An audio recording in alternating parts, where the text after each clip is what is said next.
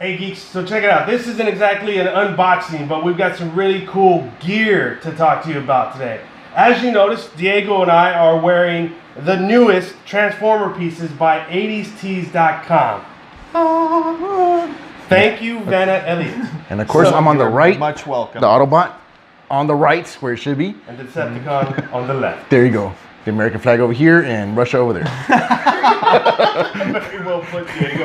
And so you're probably wondering, hey, why is Elliot in the middle? Well, Elliot is just as big as a Transformer nerd as me and Diego are. So, we wanted him to talk a little bit about it. Diego and I want to tell you about how the material feels and how comfortable it is. When Elliot and I were out walking about earlier, it was about 80 degrees here in South Texas, and I was walking around wearing it. That's how comfortable it was. Would I tell you to keep it on all day? No, but it was comfortable enough, that we walked from one store to another store, and I wasn't breaking a sweat. But he was just like, "Hey, dude, you're wearing a jacket, dude. It's hot. It's a light jacket. It's a very light jacket. It's got a very nice, smooth texture to it. You see the grid lines, which is the big selling point. You get the grid lines front and back. Nice Decepticon logo. It's got the hoodie. I haven't used it. This is the first time I wore it today. I haven't used a hoodie today, but I got a compliment on it yesterday. I was visiting a business, and a geek reached out, and they're like, "That's a badass jacket." So it's a cool jacket. Talk to us, Elliot. What do you think? Yeah, no, I like them. I like them a lot. They feel like really nice. It reminds me of the G1 boxes, because that's what like this kind of grid pattern kind of comes from.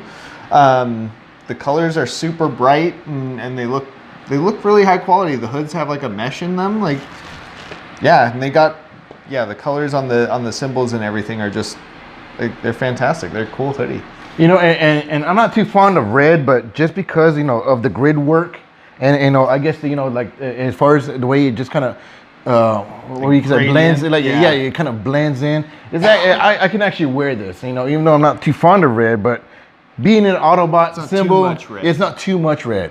It's right. It has that balance. About the purple. Yeah, exactly. Exactly. And not only that, this mesh helps too. Yeah. Kind of gives it that sporty feel, that sporty look. I mean, to me, it looks because every time we do cons, every time we go to the cons, every time I see something of say Transformers or anything else, they always have that one basic sweatshirt, right? Yeah. This is just different. Like the one we saw at Cyber City. Yeah. Remember that blue Autobot one?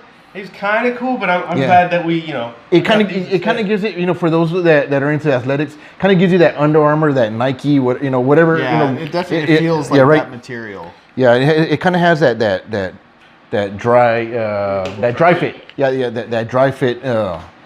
It's very thin. So if you like that dry fit material, that's what it resembles. And the interior, they were asking earlier. No, it's not mesh. It's I almost say it's got like a cotton interior. Mm-hmm. It definitely feels different than the outside. Yes. And I was looking for the tag so we could read what it was.